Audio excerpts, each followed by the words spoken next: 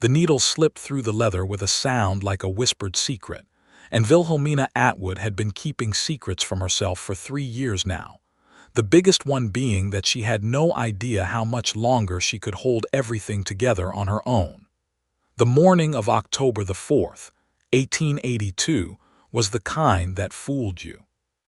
The sky over the Cimarron Valley in New Mexico Territory ran a deep, shameless blue from horizon to horizon, and the cottonwoods along the roadside had gone gold and rust with the season, shivering their leaves down onto the packed dirt of the road like offerings nobody had asked for.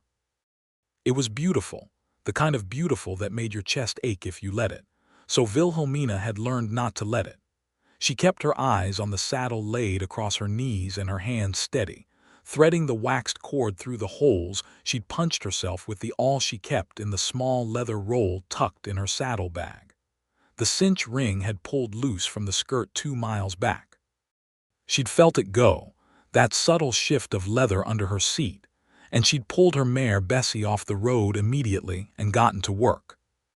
That was who Wilhelmina Atwood was, had always been, and had become even more firmly in the 3 years since her husband Thomas had died of pneumonia in the February of 1879. She saw a problem, she fixed it. There was no one else to fix things on the Atwood homestead, not anymore. She was 31 years old, with dark auburn hair pinned up under a wide-brimmed hat that had seen better decades, and hands that were capable and calloused, and nothing like the soft hands she'd had when she first came out to New Mexico Territory as a young bride of 22. She had a small son named Eli, who was 9 years old, and at that very moment back at the homestead with old Mrs. Clara Dunham from the neighboring property, learning his letters. Wilhelmina had 160 acres of dry grass and rocky soil, a cabin that needed a new roof on the east side, 12 head of cattle, 31 chickens, 1 mule named Goliath who was cantankerous on his best days, and this mare Bessie, who was worth more to her than most people she'd met. She also had a debt at the Cimarron General Store that had been growing since spring when the east pasture fence came down in a flood, and she'd had to replace 60 yards of it, and she had a mortgage payment due to the Territorial Savings Bank in Santa Fe by the 15th of November, 6 weeks away. It was the reason she was out on the road today, heading into Cimarron to speak with Mr. Harold Garrett, the land agent, about whether there was any legal relief available to a widow holding 160 acres that she refused to let go of. She pulled the cord through, tested the tension, pulled again. Behind her, she heard hoofbeats slow. She did not look up immediately because she had learned caution the way most women in the territory learned it, through experience rather than instruction. She listened first, one horse moving from a canter to a walk, the hoofbeats of a well-shod animal on good stock, not a drifter's scraggly trail horse. The sound settled to a stop maybe 15 feet behind her. "You need any help with that, ma'am?" The voice was unhurried and low, with a quality she couldn't quite name, not arrogant, not overly gentle, but somewhere in between, like a man accustomed to being heard without needing to raise his volume. She looked up. The man sitting the chestnut stallion behind her was perhaps 37 or 38, lean-built but broad through the shoulders, wearing a plain dark coat over a gray shirt and a hat that was simple and well-worn, the kind of hat that told you its owner did not need to prove anything with his hat.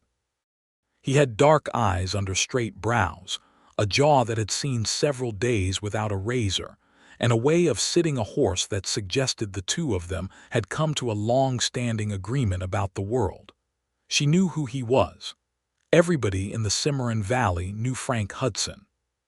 He owned the Hudson Ranch, which comprised something close to 4,000 acres in the valley's richest bottomland, ran close to 800 head of cattle, employed 14 full-time cowboys and a handful of seasonal hands, and was by any reasonable measure the most prosperous man between Cimarron and Rayado. He was also, from everything she'd heard in town, a man who kept his own counsel, buried himself in his work, and had never remarried after his wife Margaret had passed some years ago. People in town spoke of him with a particular kind of respect that had some caution mixed into it, not because he was cruel, but because he was powerful and serious and did not seem to suffer foolishness. She had seen him once before, at the 4th of July gathering the previous summer from across the square. He had spoken with the mayor and then left before the dancing started. Wilhelmina squared her shoulders and looked at him directly. "I appreciate the offer," she said, "but I have it well in hand." Frank Hudson did not ride on. He shifted in his saddle, and his chestnut stallion, whose name was Ajax and who was the finest animal in the valley, dropped his head to investigate the roadside grass with an air of satisfaction. "That's a double needle stitch on a cinch ring seat," he said. "In that weight of leather, you'll want at least 3 passes to hold under load or it'll pull again." She paused in her work. She looked down at what she was doing, and she looked back up at him with an expression that was not quite annoyance but was adjacent to it. "I know," she said. "You've done it before." "I've done everything before," she said, and she heard, too late, the tiredness that came through in those words and wished she could take them back, because they were more honest than she'd intended to be with a stranger. Something shifted in Frank Hudson's face. It was not pity. She would have turned away immediately if it had been pity. It was more like recognition, the way one person sometimes sees a particular truth in another person without being told. He dismounted. He tied Ajax loosely to the branch of a nearby cottonwood and walked over to where she was sitting at the side of the road, moving without any urgency, and he crouched down a few feet away from her with his forearms resting on his knees. "May I see the awl?" She looked at him for a long moment. Then she handed it over. He examined the punch she'd made, ran his thumb along the edge of the leather to check the flex, and nodded once. "You've got this right," he said. "Just the 3 passes and then lock it back. I've got wax thread in my saddlebag that's heavier than what you're using. Might hold better long term." "I'm using what I have," she said, and the words came out more sharply than she meant them to, and she pressed her lips together and then said more evenly, "Thank you, but the thread I have will do for today." "Of course," he said, and handed the awl back, and something in the fact that he didn't argue or press the point made her feel slightly more charitable toward him. She worked the 3rd pass through while he stayed crouched there, not hovering, not making conversation, just present in a way that was oddly not intrusive. Bessie had wandered a few steps away and was eating grass with great dedication. Ajax watched this from his cottonwood with what appeared to be aristocratic disdain. "Wilhelmina Atwood," she said after a moment. "I know," he said. She glanced at him. "Frank Hudson," he said, as though it needed saying anyway. "I know," she said. The corner of his mouth moved. It was not quite a smile, but it was the cousin of one. She tied off the cord, trimmed the end with the small folding knife she kept in her coat pocket, and pressed the leather flat with her thumb to test the hold. It was good. She stood, brushing dust from her skirt with the back of her hand, and lifted the saddle from the ground with the practiced ease of someone who had lifted saddles alone for years. Frank Hudson rose at the same time and made no move to take the saddle from her, which was the correct instinct. She would have stiffened at that, but he did hold Bessie's bridle while Wilhelmina settled the saddle onto the mare's back and began tightening the cinch with careful attention, testing the repaired ring with a firm pull. It held. She breathed out. "You're headed into Cimarron?" he asked. "I am." "So am I," he said it neutrally, without suggestion or implication. "The road's better traveled in company this time of year. Raiding's been quiet, but quiet doesn't mean finished." He was right about that.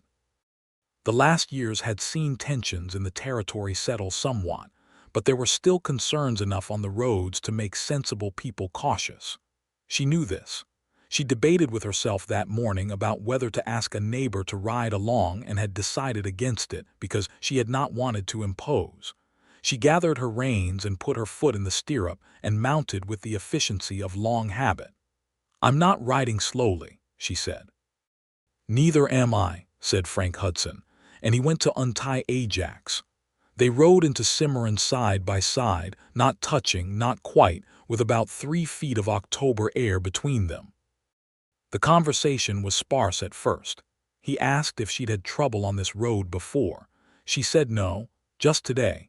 He said the road crews had been talking about grading the worst of the ruts, and she said she'd believe it when she saw it. And he said that was the wisest position available on the subject of road crews. And she discovered, to her mild surprise, that he was not without humor. By the time Cimarron's low brown buildings came into sight, she had learned that he'd owned the ranch for 12 years, that he'd built most of the main house himself in the early years, that he had a cook named Hector Garza who was from Sonora and who made the best tamales north of the Rio Grande, and that he had a daughter named Ruth who was 13 years old and currently attending the Cimarron schoolhouse. She told him about Eli because it seemed natural, and she said her boy was clever and restless, and had his father's dark eyes. And Frank Hudson nodded at that in a way that suggested he understood the particular combination of pride and grief that came with saying such things. They did not discuss Thomas. They did not discuss Margaret. Some things did not need discussing on a first October morning's ride. They reached Cimarron's Main Street, with its dusty double row of false-fronted buildings and the smell of horses and wood smoke and the sound of someone's boots on a boardwalk, and Frank Hudson reined Ajax to a stop outside the general store. "Will you be in town long?" he asked. "An hour, perhaps," she said. "There's a decent meal to be had at the Cimarron Hotel dining room," he said, "if you find yourself hungry after your business." It was not an invitation exactly. It was placed in the air between them like a door left open, and she could walk through it or not as she chose. She looked at him for a moment, at the unremarkable honesty of his face, and she said, "I'll see how the business goes." She did not say yes, but she did not ride away. Harold Garrett's land office was at the end of the main street in a narrow building that smelled of old paper and pipe tobacco. He was a thin, precise man with spectacles and ink-stained fingers, who knew the territory's mortgage statutes better than anyone this side of Santa Fe. He greeted Wilhelmina with the careful courtesy due a person whose situation he understood was difficult, and he spread the relevant papers across his desk and explained them to her in honest language, which she appreciated. The news was not good, but it was not entirely hopeless either. The Territorial Savings Bank had a formal process for extension requests on agricultural mortgages, particularly those held by a single head of household with documented hardship. The process required a written petition, evidence of good faith improvement to the property, and a character reference from 2 residents of the county. "If you file within 3 weeks," Harold Garrett said, adjusting his spectacles, "the bank will be obligated to consider the petition before initiating any default proceedings. It doesn't guarantee they'll grant it, but it prevents them from moving immediately on the 15th. "How likely are they to grant it?" she asked.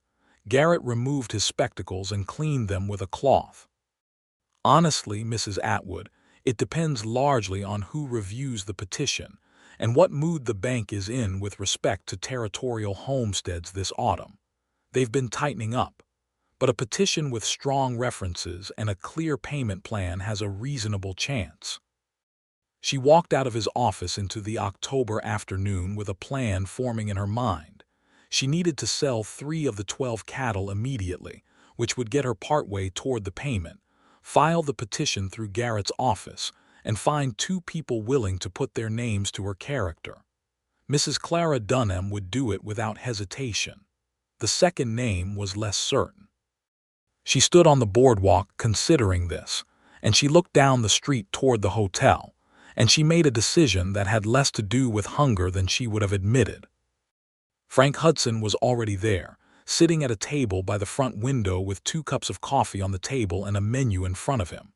He stood when she came in, which was a courtesy she hadn't expected and wasn't sure how to receive, and she sat down across from him and picked up the coffee cup and wrapped both hands around it because the morning had gotten cold and the warmth was welcome. "Good news or bad?" he said. "Manageable," she said, which was the most accurate thing she could call it. He nodded. He didn't press. They ordered. She had roast beef and biscuits. He had the same, and the dining room was sparsely occupied at this hour. A couple of traveling merchants at the far end and the proprietress, a stout woman named Mrs. Bauer who operated the hotel dining room with iron competence, moving between tables with a coffee pot. Wilhelmina told him about the petition process because she found herself telling him, not because she'd planned to. There was something in the steadiness of his attention that made the words come easier than they should have.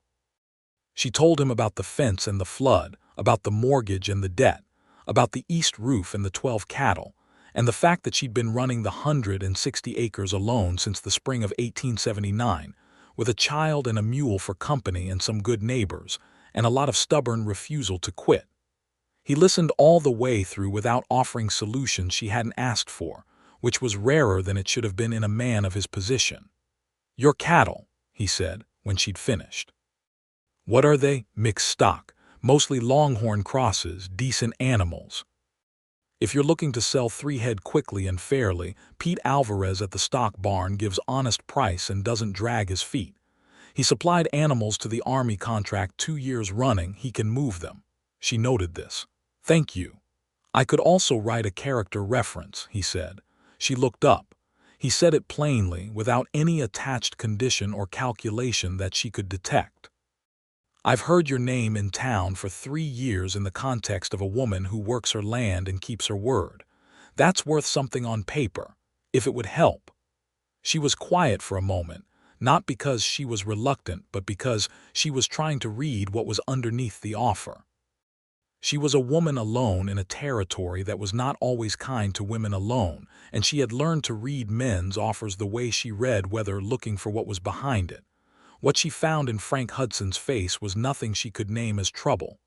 "Why would you do that?" she asked. "Because it's true," he said, "and because it costs me nothing but the ink." She thought about this. "All right," she said. They had second cups of coffee. The October sun moved through the window and made a warm stripe across the table between them.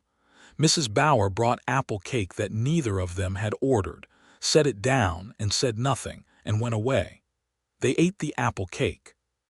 She told him about Eli's lessons, and the way the boy could already do sums in his head faster than she could do them on paper, and Frank Hudson said his daughter Ruth was the same way with language. She read everything she could get her hands on and had already worked through the 3 novels in Cimarron's small lending library twice each. "She sounds like she needs more books," Wilhelmina said. "She does. It's a problem I haven't solved adequately. There's a woman in Rayado, a Mrs. Esperanza Montoya, who orders books from back east. I've gotten 2 from her this past year. She keeps a list of what's available." He took this in with the air of a man filing information away carefully. "I'll look into that." The afternoon was shortening by the time they parted on the main street, both with horses to ride back to their respective properties. He gave her Pete Alvarez's location at the stock barn before they separated, and she thanked him again for the character reference offer, and he said he would write it up and have it to Harold Garrett's office by the end of the week. She rode home to her 160 acres with the saddle holding firm beneath her and something unfamiliar turning over slowly in her chest, like a fire that wasn't sure yet if it had been given enough fuel to keep going. She told herself it was just gratitude for the practicality of the arrangement. She was not entirely sure she believed herself. The following days moved with the rhythm of autumn work on a small cattle, spread long mornings and short evenings, and the constant physical demand of keeping a place going with not enough hands. Wilhelmina sold 3 of the 12 cattle to Pete Alvarez on the Friday and got a fair price, and used the money to bring the store debt down to something less terrifying, and set aside the first portion toward the mortgage. She filed the petition through Harold Garrett's office on the Monday, with Mrs. Dunham's character reference already attached in Clara Dunham's neat, careful handwriting.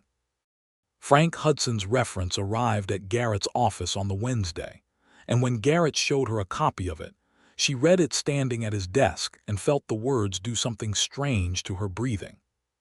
Frank Hudson had written, in a clear, practical hand, that Wilhelmina Atwood was a woman of unimpeachable character who had demonstrated through 3 years of independent management of her property the precise qualities of persistence, responsibility, and agricultural competence that ought to be valued and supported in any territory that had the sense to recognize what built it. He said she was the kind of neighbor that made a community stronger, and that the bank would be making an error of significant proportion if it failed to see the value in keeping such a person on her land. It was a remarkable document, not romantic, not flowery, but fierce in its quiet way, the kind of thing written by someone who meant every word and chose each one carefully. "That's quite a reference," Harold Garrett said, studying his own copy through his spectacles. "Yes," said Wilhelmina, "it is." She folded her copy carefully and placed it in the inner pocket of her coat, next to her heart, without particularly acknowledging to herself that she had done exactly that. Eli asked her that evening at supper why she was quiet. "Just thinking," she said. "About what?" "Cows," she said. Eli looked at her with Thomas's dark eyes and the skeptical expression of a 9-year-old who knew when he was being lied to. He let it go, which was generous of him. She saw Frank Hudson again 10 days after the ride into Cimarron at the Saturday market that set up in the square every week through the fall harvest season. She was buying dried beans and a bolt of heavy flannel for Eli's winter shirts when she turned from the cloth merchant's table and found him 3 feet away, holding a paper-wrapped parcel that appeared to contain books. "Mrs. Montoya?" she asked. He looked down at the parcel and then up at her with that almost smile. "She had 4 that Ruth hadn't read. I may have bought all 4. That seems like the right decision." "I thought so." He fell into step beside her as she moved to the next table without any particular ceremony about it, as though they had established the habit of walking beside each other in the space of 1 October ride and 1 shared meal. "How did the petition land?" "Garrett says it's been received and will be reviewed." "We won't know until closer to the 1st of November. "That's standard process," he said. "Garrett's good, he'll have framed it right." "I read your reference," she said. He looked at her. "It was very well written," she said. "It was accurate," he said. She stopped at the vegetable table and examined squash with more attention than squash usually required, because she needed somewhere to put her eyes that wasn't his face. "You have a particular talent for saying things plainly," she said. "I've found it saves time," he said. She looked up. "What do you want, Mr. Hudson?" He did not flinch from the directness of the question. He stood with the parcel of books under his arm and the Saturday market moving around them, and he said, "I'd like to know you better, Mrs. Atwood, if you'd allow it." There it was, plain as a nail driven clean. She considered him for a long moment. She thought about Thomas, about the grief that had been a physical weight for 2 years and had only lightened to a manageable ache in the 3rd. She thought about Eli and the 160 acres, and the roof on the east side that still needed fixing. She thought about what it meant to let someone in when you'd built your walls as carefully as she'd built hers. She bought 3 squash and 2 bundles of dried chili peppers and put them in her basket. "My son has a riding lesson on Thursday afternoons with Jack Beaumont at the corral behind the livery," she said. "I usually wait on the fence. The lessons run an hour." She walked on to the next table.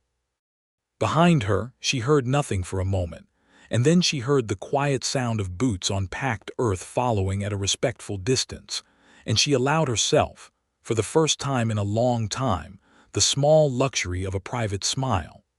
Frank Hudson appeared at the livery fence on Thursday afternoon at 2 o'clock, which was when the lesson started. He had ridden in on Ajax and tied the stallion to the hitching post, and climbed up onto the top fence rail with the ease of a man who had spent his life around corrals. He had a small, compact air about him in this context, not the richest rancher in the valley, but just a man sitting on a fence watching a boy get put through his riding paces by Jack Beaumont, who was old and leathery and patient and very good with young riders. Eli spotted the stranger on the fence within the first 5 minutes and cut his eyes toward his mother in a look that asked multiple questions simultaneously. Wilhelmina gave her son the slight nod that meant, "Pay attention to your riding." Eli paid attention to his writing. Frank said nothing for the first 20 minutes, watching with genuine attention, and then he said quietly, "He's got good hands. Natural seat for his age." "He's been writing since he was 4, Wilhelmina said. "You taught him." "Mostly. Jack polished what I started. My daughter was late learning. She was more interested in sitting in corners with books than getting on horses. I practically had to bribe her with a copy of Ivanhoe to get her to take lessons." Wilhelmina laughed. It surprised her. The laugh came up quickly and naturally, and she hadn't braced for it. Did it work? She can now ride adequately, and she read Ivanhoe 3 times. "I consider it an overall success." The lesson ended. Eli walked his horse over to the fence and looked at Frank Hudson with the frank, unguarded appraisal of a 9-year-old. "Are you Mr. Hudson?" Eli said. "The one with all the cows." "That's one way to describe me," Frank said. "Mama said you helped with her saddle," Eli said. "She said you were useful." Wilhelmina felt the warmth come to her face. "I said he was knowledgeable about saddle stitching." "You said useful," Eli said, with the particular satisfaction of a child who had an excellent memory for the precise words of adults. Frank Hudson's face did something complicated and warm and unsuccessful at suppressing amusement. "Well," he said to Eli, "I'll take useful." "I'm Eli," Eli said, extending his hand with the solemnity of a boy who had been taught manners and took them seriously. Frank shook it with equal solemnity. "Frank Hudson." "I know," said Eli. He turned to his mother. "Can we get pie at Mrs. Bowers? Jack said I did good on the transitions." "You did do well," Jack Beaumont called from across the corral, which was as effusive as Jack ever got. Wilhelmina looked at her son and then at Frank Hudson. "We're getting pie," she said to Frank as though continuing a conversation, "if you have no place to be." He did not have any place to be. He came for pie at Mrs. Bowers' hotel dining room, and Eli ate his cherry pie with great concentration, and then asked Frank Hudson very specific and informed questions about cattle ranching. What kind of feed supplement worked best for longhorns in a dry winter? Whether Herefords were worth crossing in for better beef weight? What you did when a calf was rejected by its mother? Frank answered all of these questions with complete seriousness, and Eli absorbed every word with the intensity of a boy who was already, at 9, thinking about what he was going to do with his life. Wilhelmina watched them and did not think about Thomas, and then thought about Thomas anyway, for a moment, in the way grief sometimes arrived without warning, not sharp anymore, but present, a low and steady note beneath the louder music of the afternoon. She thought Thomas would have liked the directness of this man. He had valued directness. She thought Thomas would have wanted Eli to have someone to talk to about cattle. She thought, carefully and then carefully again, about what it meant that she was sitting in Mrs. Bowers' dining room on a Thursday afternoon, watching a man she'd known for 2 weeks talk to her son as though he'd known him longer. She drank her coffee and let the afternoon be what it was. October burned through to its last week, and the cottonwoods went from gold to bare, and November came in cold and blustery with the promise of early snow. Wilhelmina heard from Harold Garrett on the 2nd of November that the Territorial Savings Bank had agreed to review the petition formally and would provide their decision by the 10th. She told Frank this when she saw him at the Saturday market, and he said that was the right outcome and that Garrett had framed the case well. By then, Thursday afternoons had become a quiet, established thing. Eli's lesson, the fence rail, pie at Mrs. Bowers, and Frank had also twice ridden out to the Atwood property on the pretext of reasonable neighborly business. The first time, he came with a recommendation from a roofer in Rayado who could do the east roof for a reasonable price, which was practical and welcome. The second time, he came with a book for Eli, a natural history with detailed illustrations of North American wildlife, which Eli received with an expression of awed reverence, and immediately took to the front step to read in the last of the afternoon light. That second time, Frank sat with Wilhelmina on the front porch of the cabin in the cold November air, with 2 cups of coffee between them and the wide land spreading out in every direction, and they talked for 2 hours about things that were serious and things that were small and some things that were neither. And when the sun was going down over the western ridge, and the temperature was dropping with the serious intent of a territory that didn't fool around about winter, she said, "You should stay for supper." "I don't want to impose," he said. "You already imposed," she said. "You brought my son a book and now he's been reading for 2 hours and dinner is nearly ready. Stay and eat." He stayed. He ate venison stew and cornbread at the Atwood table and helped Eli with a particularly resistant arithmetic problem after dinner, and washed his own bowl at the basin when dinner was done, because he appeared to be the kind of man who did that. And he left in the early dark with a kind of quiet reluctance on his face that she noticed and did not remark on. She stood in the doorway watching him ride away into the dark, and Eli came to stand beside her. "He's all right," Eli said. "Yes," she said. "His handshake is good," Eli said. This appeared to be important information. "Go finish your arithmetic," she said. She closed the door against the cold and stood with her back to it for a moment in the warm, lamplit interior of her cabin, with the smell of venison stew still in the air and the knowledge, quiet and unmistakable, that she was in genuine trouble. The good kind, but still trouble. On the 10th of November, Harold Garrett rode out to the Atwood property in person, which told her the news before he opened his mouth. Men who were delivering refusals sent letters. Men who were delivering approvals sometimes rode out. The bank had granted the petition. She had a 90-day extension on the mortgage, with a structured payment plan that was achievable if she sold 4 more cattle in the spring and kept the herd stable through winter. The interest rate on the extension was not generous, but it was not punitive either. She had her land. She stood on the porch and shook Harold Garrett's hand and thanked him and held herself together very adequately until he'd ridden back down the track toward the road.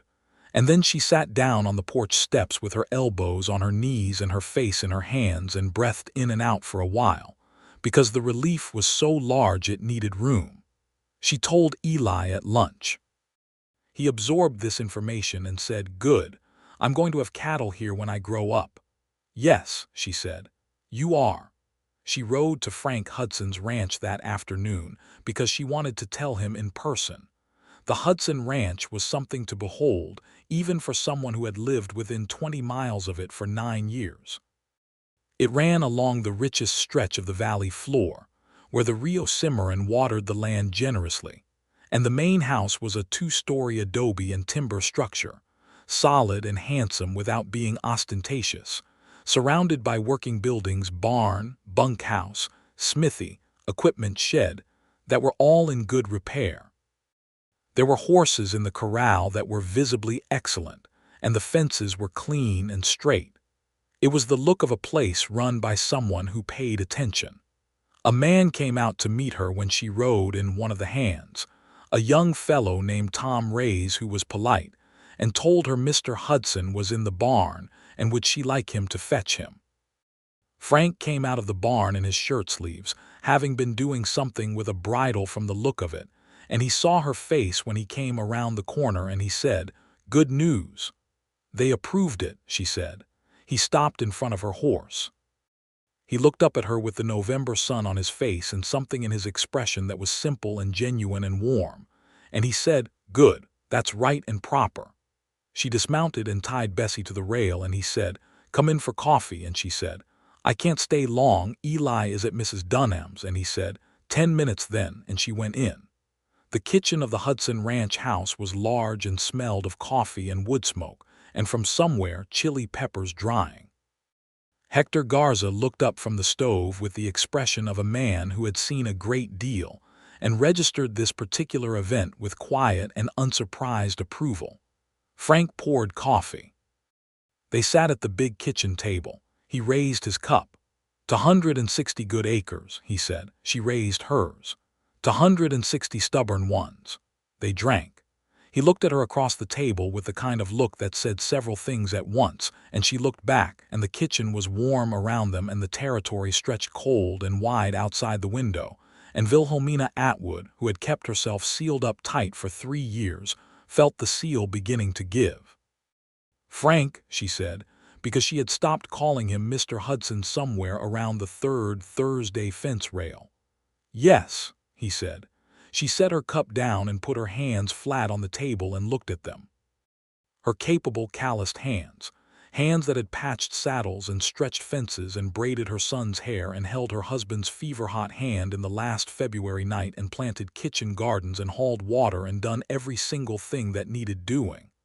"I don't know how to be easy about this," she said. He was quiet for a moment. Then he said, "Neither do I." She looked up. "It's been 5 years since Margaret," he said. He said it simply, the way he said most things, but there was weight under it. "I know what it is to rebuild around a loss.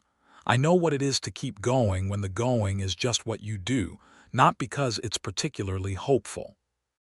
He turned his cup in both hands. "And I know that whatever this is, these Thursday afternoons, these conversations, it's the first thing in a long time that's felt like more than just keeping going." The kitchen was very quiet. "You're being plain again," she said. "I find it saves time," he said, and the corner of his mouth moved in that way it had. She found herself smiling back, which was the thing she'd been trying not to do, and she let herself do it. "I'm not easy," she said. "I have opinions and a stubborn streak and a 9-year-old boy who will ask you technical questions about cattle at every available opportunity." "The technical questions are my favorite part," he said. "And I'm not letting go of my land," she said, because she needed him to understand this, that the 160 acres was not a complication or a burden that needed solving. It was hers, it was Eli's, it was Thomas's grave and her life and her son's future. "I would never ask you to," he said, and the straightness of the way he said it settled something she hadn't known was still unsettled. She finished her coffee. She stood, pulling on her coat. "Thursday," she said. "Thursday," he said. She rode home through the November cold with the last of the afternoon light, gilding the dry grass, and the mountains in the east going purple, and the sky beginning to pale toward evening. She rode with both hands easy on the reins and her shoulders down for the first time in what felt like years, and the repaired cinch ring held solid under her, as it had done every day since the morning on the road, and she thought that some repairs, done right and with the proper care, held better than the original. November moved into December. The first snow came on the 7th, a deep, honest snowfall that blanketed the valley and made the cottonwoods along the road look like bones in white wrappings. Wilhelmina spent the early part of December getting her cattle through to the east pasture shelter, patching the last of the drafts in the cabin walls, laying up wood for the cold months, and teaching Eli multiplication at the kitchen table by lantern light. Frank came to the Atwood property twice more in December, and she went to the Hudson Ranch once, taking Eli along, and it was that visit that settled something definitive in the shape of things. Because Ruth Hudson came out of the main house when they rode in, this slim, serious 13-year-old with her father's dark eyes and a book tucked under her arm, and she looked at Eli with the frank assessment of a child who had grown up largely solitary, and Eli looked back with equal frankness, and Eli said, "Is that Ivanhoe?" Ruth looked at the book under her arm. "It's Ivanhoe," she said. "Have you read it?" "I haven't," Eli said. "Mr. Hudson told me about the bribe." Ruth shot her father a look of powerful indignation. Frank raised both hands in a gesture of peaceable surrender. "Come on, then," Ruth said to Eli, with the air of someone making a decision. "I'll tell you about it. But you have to promise not to tell me the ending of the natural history book because I haven't read it yet." "Deal," said Eli, and they went off together toward the porch with the ease of children who had no difficulty making up their minds about people, which was one of the things children did better than adults. Frank and Wilhelmina stood in the yard watching them go. "She needs someone her own age," Frank said quietly. "He needs someone who reads," said Wilhelmina. They looked at each other, and the thing between them had by now grown to the point where it required acknowledgement, where it had moved past the careful early stages and into something that took up real space in both of their lives, like furniture you'd chosen and placed and couldn't imagine the room without. Christmas came and went in the quiet way of working people in the territory. There was a church service in Cimarron that they attended separately. There was a small gathering at the Dunham's cabin on Christmas Eve, where Wilhelmina brought apple pie, and Clara Dunham's husband George played the fiddle, and Eli fell asleep in a chair by the fire. Frank Hudson sent a gift to the Atwood property on Christmas morning, delivered by Tom Rays. A fine leather-bound journal for Eli and a bolt of dark green wool for Wilhelmina, and a small, careful note that said, "I hope the season finds you and your boy well." She sat with the note at the kitchen table after Eli had fallen on his journal with excitement, and she read the 4 words, "The season finds you," and she felt something break open in her chest that was not grief this time but its opposite, something warm and aching and forward-looking. She sat down and wrote back on a sheet of paper from the supply she kept for correspondence, "Thank you for the wool, which is exactly the right color, and for the journal which Eli is already filling. The season finds us well and finding its way, as I think seasons tend to do." She sent it back with Tom Rays. He tucked it in his coat with a straight face and the air of a young man who had his opinions and was keeping them wisely to himself. The new year came in cold and clear.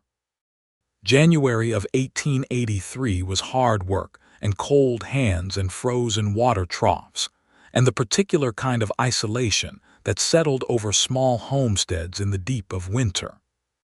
But it was not the same isolation it had been the year before, because there were letters now, short, practical letters about cattle and whether Eli had finished the multiplication tables, and whether Ruth had got to Mrs. Montoya in Rayado for new books.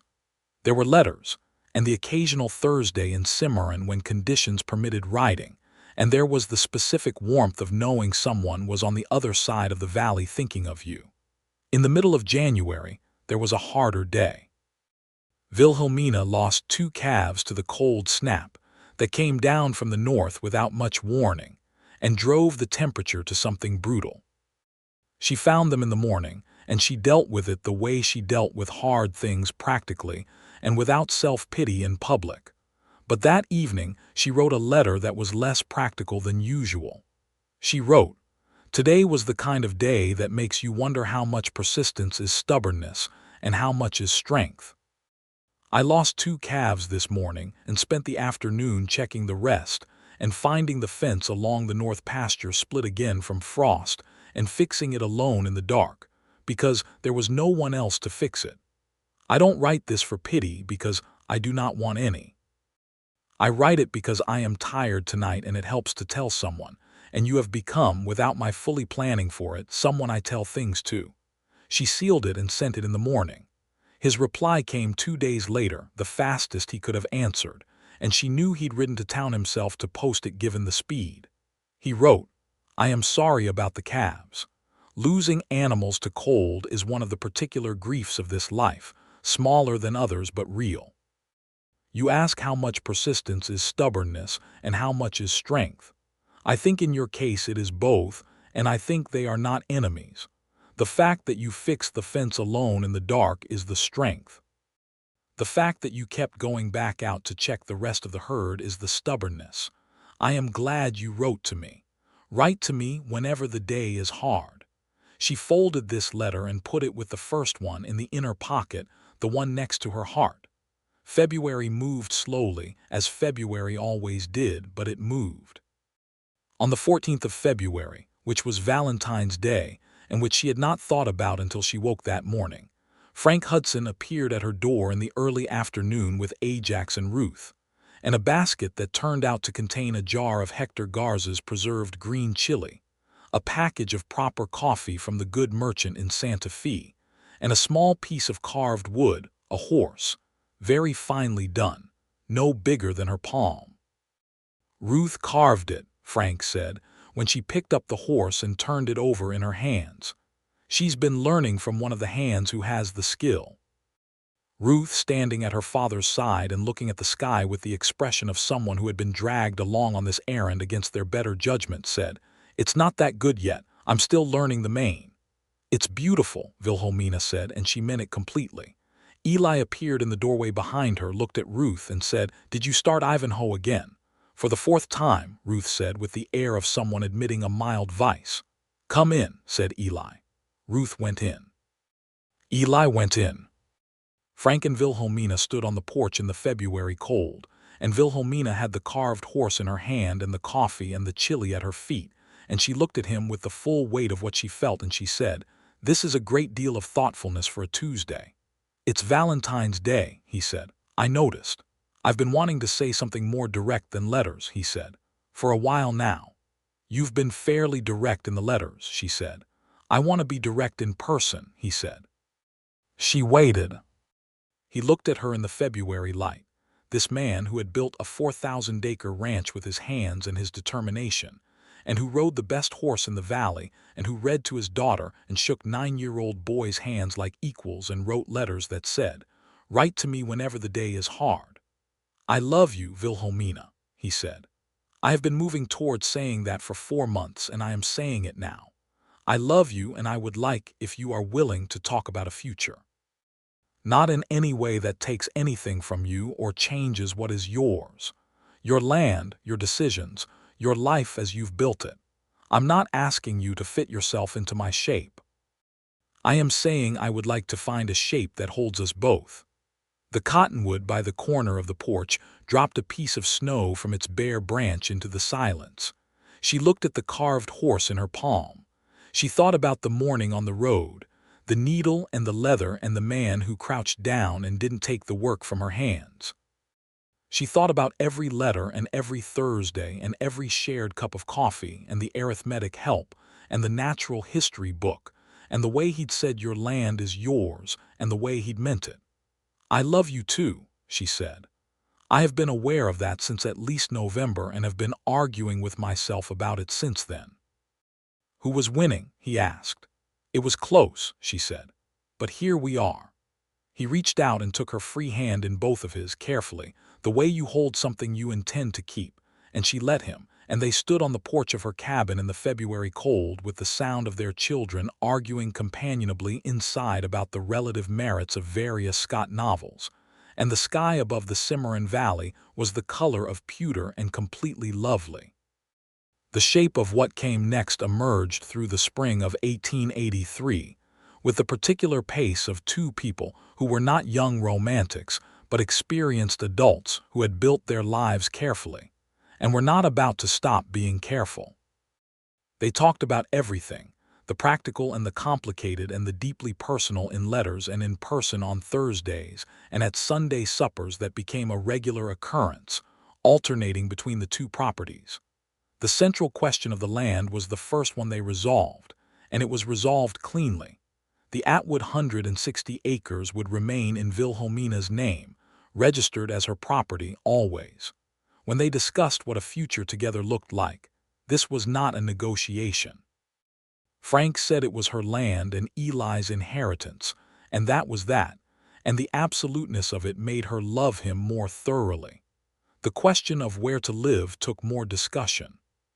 Frank's ranch was the bigger and better-equipped establishment, but Wilhelmina's land was hers, and she would not simply fold it into his. What they arrived at, after long conversation, was this. They would live primarily at the Hudson Ranch house, which was large enough for both families comfortably, while Wilhelmina retained and worked her 160 acres through a combination of hiring one hand of her own and rotating help from Frank's crew during busy seasons. This was not charity but a practical partnership between neighboring properties, the kind of arrangement that the territory's ranching families had been making for decades. Wilhelmina retained full authority over her own land and its decisions. They were engaged by April, which Eli received with the serious approval of a boy who had reached his own conclusions about the situation some time previously. Ruth, who was more reserved and had more to process, was quieter about it, and Wilhelmina made a point of speaking with her privately on a morning when Frank was busy elsewhere. They sat at the Hudson Ranch kitchen table with Hector's coffee between them, and Wilhelmina looked at this serious, book-loving girl with her father's eyes, and she said, "I am not replacing your mother. I am not trying to. What I am is a person who loves your father and who hopes to be in your life in a way that is good for you on whatever terms work for you. You can call me by my name. You can take as much time as you need." Ruth looked at her coffee cup for a moment. Then she said, "Did you really patch your own saddle at the side of the road?" "I did," said Wilhelmina. "Papa told me about that," Ruth said. "He came home that evening and he was different, lighter kind of. I noticed it, but I didn't know what had caused it." She paused. "I'm glad it was you." Wilhelmina felt something warm and full move through her chest. "So am I," she said. They were married on the first Saturday of June, 1883, at the Cimarron Church, in a ceremony conducted by the Reverend James Calloway that was simple and attended by about 40 people, including Mrs. Clara Dunham, who cried with great generosity, Pete Alvarez from the stock barn, who came in his best coat, Harold Garrett, who looked pleased in the way of a man who had played a small part in a good outcome, Hector Garza, who had made enough food for 80 people anyway, and Tom Reyes, who stood in the back row and looked satisfied with himself, in a way that suggested he felt he had contributed. Eli stood up with Frank at the front, which had been Eli's own suggestion, offered with the directness he had inherited from both his parents now. Ruth stood with Wilhelmina, in a dress of the dark green wool that had come as a Christmas gift, and she held the small carved horse in her pocket for good luck, because she had given it to Wilhelmina and Wilhelmina had given it back to her with the explanation that good luck was meant to be shared. Frank and Wilhelmina stood before Reverend Calloway in the June-bright church and said the words that needed saying, and when Frank took her hands in his, those capable, calloused, remarkable hands, he held them as he always held them, as something he intended to keep, and she looked at him and thought, "This is the right shape." The reception was in the hotel dining room and the square outside it, with Hector Garza's food covering 3 tables and a fiddle player from Rayado playing everything from square dance tunes to slow waltzes. And at some point in the warm June evening, Eli and Ruth were sitting together under the cottonwood tree in the square with a book between them, and the various ranchers and townsfolk of the Cimarron Valley were eating and dancing and talking. And Wilhelmina and Frank were standing at the edge of the square looking at it all. "Happy?" he asked. "Completely," she said. "You don't sound surprised," he said. "I'm not," she said. "I knew it would be right. I argued with myself about it for a long time before I admitted it, but I knew."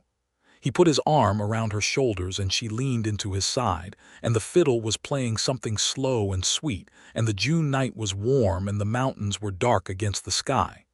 "Dance with me," he said. "I haven't danced in years," she said. "Neither have I," he said. "We'll do it badly together." They danced in the square under the cottonwoods, not particularly well, but with the particular grace of people who had found each other past the hard parts and knew the value of what they had, and the valley spread around them in the warm dark, theirs and wide and full of possibility. The summer of 1883 settled into the rhythms of a new, larger life. Wilhelmina moved to the Hudson Ranch house with Eli, bringing her furniture and her chickens and her determination and her view of how a household ought to be run, and the Hudson Ranch house was permanently improved by all of these. Hector Garza regarded the arrival of a woman with strong kitchen opinions with initial caution, and then with increasing respect after Wilhelmina tried his tamales and said they were the finest thing she'd eaten in New Mexico, and she intended to learn how to make them. "You have a good palate," Hector said, which was the highest praise in his vocabulary. "You have an excellent hand with chilies," she said, which was the beginning of a genuine kitchen partnership. Tom Reyes rode out to the Atwood property twice a week as Wilhelmina's hired hand, maintaining the herd and the fence and the cabin, and Wilhelmina rode out herself 3 mornings a week to check on things and manage decisions. The 160 acres were doing well. The cattle were healthy through the summer. The east roof had been repaired in March by the Rayado roofer Frank had recommended, and the kitchen garden was producing abundantly. Eli flourished in the way that children flourish when their world expands. He had Ruth to argue about books with, and Frank to ask about cattle, and Hector to interrogate about the chemistry of food preservation, and all the space and work of a 4,000-acre ranch to explore on Bessie. He came home most evenings dusty and satisfied, and with more questions than he'd started the day with, which was exactly what a 10-year-old should be. Ruth flourished more quietly, in the way of serious, internal people who do their growing on the inside. She had developed, by the summer, the habit of bringing her book to wherever Wilhelmina was working and reading there, which was as clear a declaration of comfort and affection as Ruth was built to make, and Wilhelmina received it for exactly what it was. There was one more thread to close, from those first autumn days, and it closed in the way of the territory's bureaucratic machinery slowly, and then suddenly. In September of 1883, the final mortgage payment on the Atwood property went to the Territorial Savings Bank in Santa Fe, drawn from the proceeds of the spring cattle sale and the summer's careful management. Harold Garrett sent the confirmation of title clear to Wilhelmina's name with a note that said, "Congratulations, Mrs. Hudson. Your land is fully yours." She read this at the kitchen table of the Hudson Ranch house, with the morning coffee and the sound of Eli and Ruth's voices from upstairs, and she pressed her lips together and breathed out through her nose and felt the final piece of the 3-year fear release its hold. Frank was beside her. He had read it over her shoulder without making a theatrical thing of it. "Clear title," he said. "Clear title," she said. He refilled her coffee cup. She picked it up. "I want to ride out to it today," she said, "just to stand there." "I'll come with you," he said, "if you want company." "I always want your company," she said. They rode out to the Atwood 160 acres that morning on Ajax and Bessie, side by side in the September sunshine, and they rode the whole perimeter of the property at a walk, not saying much, just moving through the dry grass and the sound of the wind and the particular piece of land that belongs to you cleanly and completely. Tom Rays, working near the east fence line, tipped his hat as they passed, and the cattle grazed with placid indifference to the significance of the occasion. They stopped at the center of the property on a slight rise where you could see the whole 160 acres spread out around you and the mountains beyond it, and Wilhelmina sat her horse and looked at it all. "Thomas always wanted to have this land fully paid," she said. "It was his dream to own it outright. He didn't make it to see that happen." Frank was quiet. "I'm glad I could do it," she said, "for him, and for Eli, and for myself." "He'd be proud," Frank said, and the simplicity of it was exactly right. She looked at her husband on his big chestnut horse against the September sky, this man who had ridden past on the road and slowed his horse for no better reason than that a woman was patching her own saddle and might need something, and who had turned out to be the kind of man who offered help without taking over, who wrote fierce and honest references for women fighting to keep their land, who held things carefully that he intended to keep. She thought about the needle and the leather and the wax thread and the 3 passes that held under load. She thought about repairs done right. "Let's go home," she said. They rode home. The autumn of 1883 moved toward winter with the particular fullness of a life that had found its proper dimensions. The Sunday suppers were warm and loud and regularly overcrowded, because Clara and George Dunham came often, and Hector Garza had an opinion about everything including volume, and Eli and Ruth had both reached the stage of development where their conversations at the table covered everything from cattle diseases to the works of Sir Walter Scott, to the questionable decisions of the territorial government with equal passion.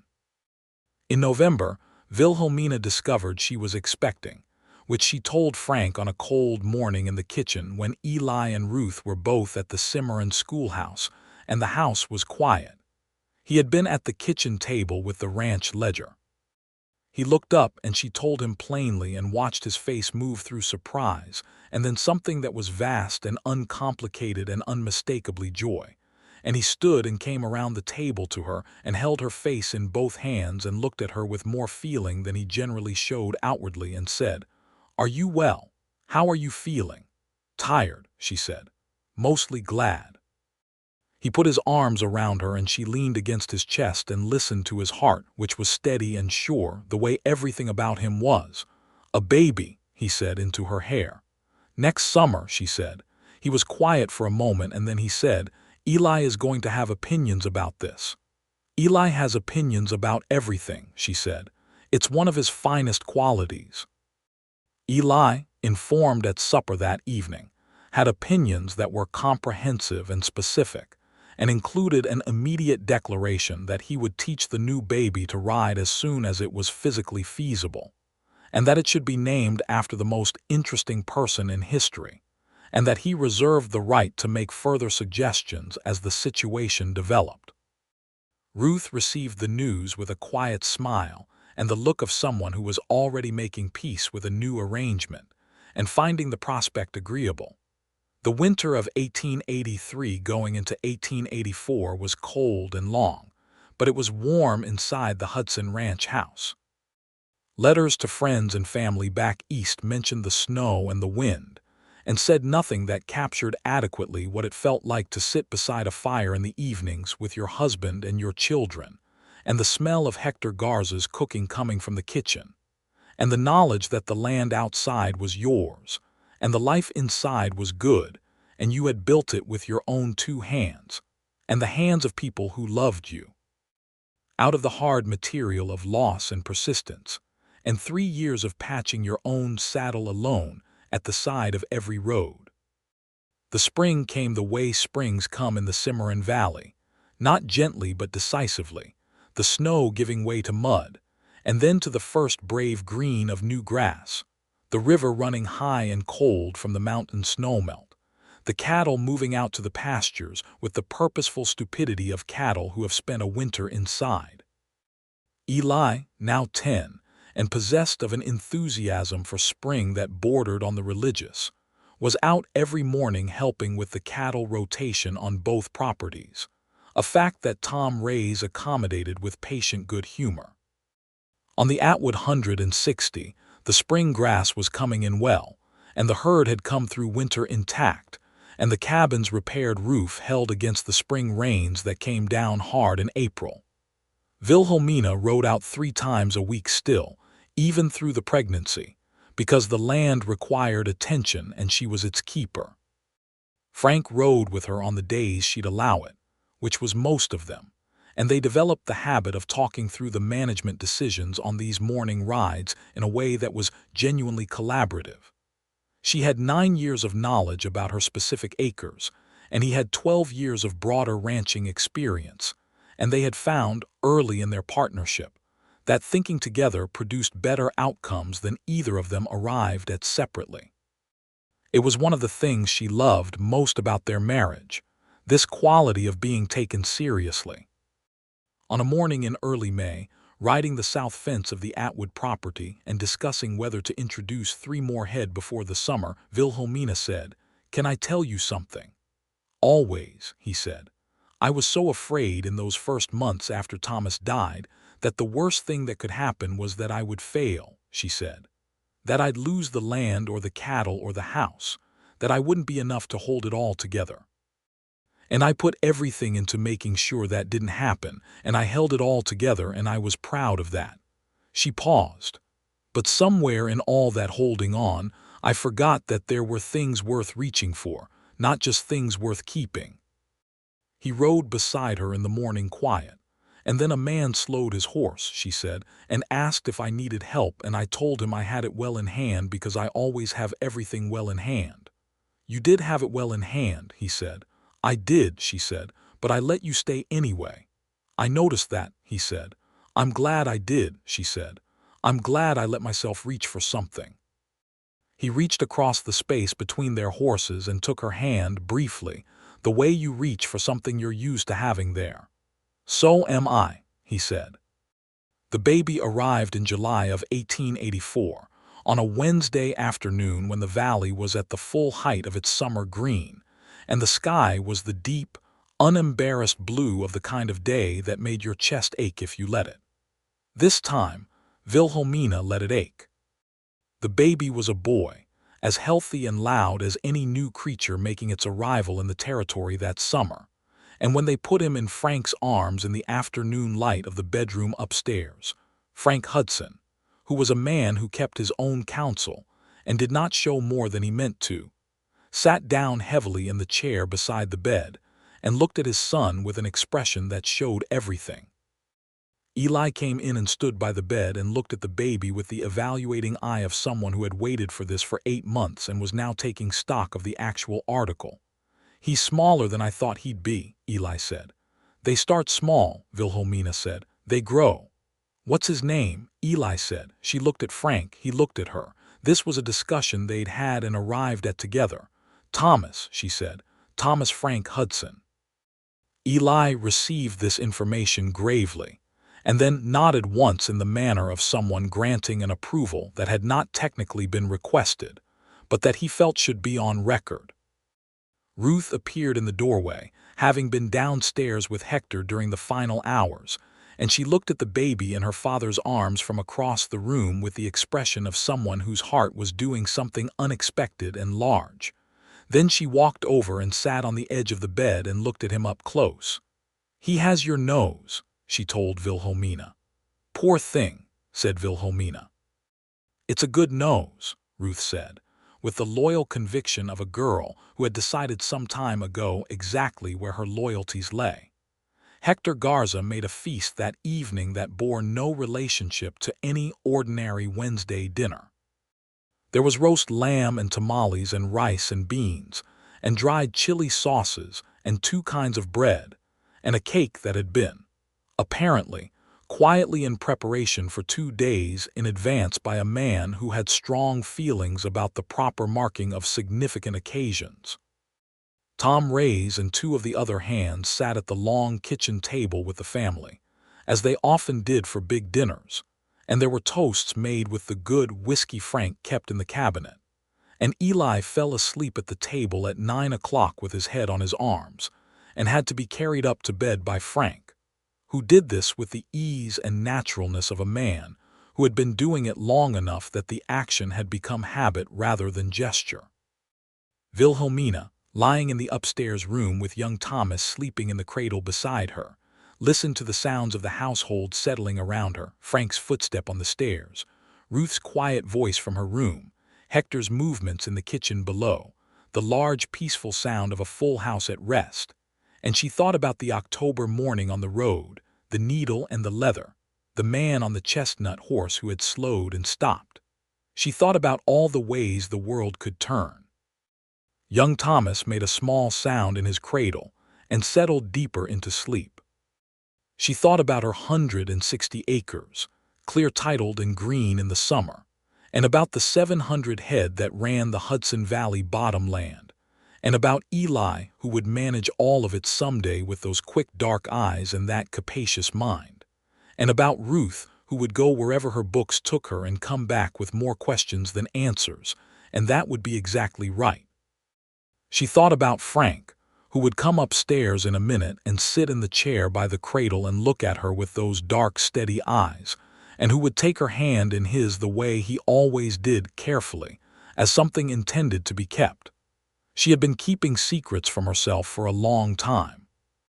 The biggest one had turned out to be this, that she was not only strong enough to hold everything together alone, she was strong enough to let someone else in. The first kind of strength was one she'd always known she had. The second had surprised her. It turned out the second kind made everything hold better.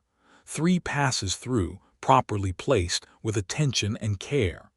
The kind of repair that outlasted the original. She closed her eyes in the July warmth and listened to her son breathe and her house settle and her husband's footsteps on the stairs. And she let the day be exactly what it was. The best kind of day. The kind you build over years from the material of hard work and loss, and the willingness to keep going and the wisdom, occasionally, to let someone slow their horse and stay. Outside, the Cimarron Valley spread in its summer fullness, the mountains standing in the east as they had always stood, the cottonwoods along the river going silver in the evening wind, the grass coming in deep over the good dark soil. Over the Hudson Ranch and the Atwood Acres and all the wide country in between, the stars were beginning to come out in the dark blue sky, one by one, steady and unhurried as they always had, and as they would for as long as the territory needed something to navigate by. Thomas Frank Hudson slept in his cradle. Wilhelmina Atwood Hudson breathed out slowly. Frank Hudson came through the bedroom door. He saw her watching him. He came to the chair beside the cradle and sat, and he reached for her hand, and she gave it to him, and he held it the way he had always held it, with the full intention of never letting go, and the night settled over them like a blessing neither of them had to ask for because they had already, in all the ways that mattered, found their way home. They sat together in the warm July dark with their newborn son between them and the house full and the land theirs, and the future opening up ahead like a road on a good morning, wide and long and lit by something worth riding toward. And the story of how they got their needle and leather, the side of a road, a man who slowed his horse, that story would be told for years in the Cimarron Valley, told the way the good stories always are, straight and simple and more true with every telling, the kind of story that starts with a small thing, a patched saddle, a slowed horse, and ends, as the best ones always do, with everything that matters found and kept and loved, clear-titled, held fast, here to stay.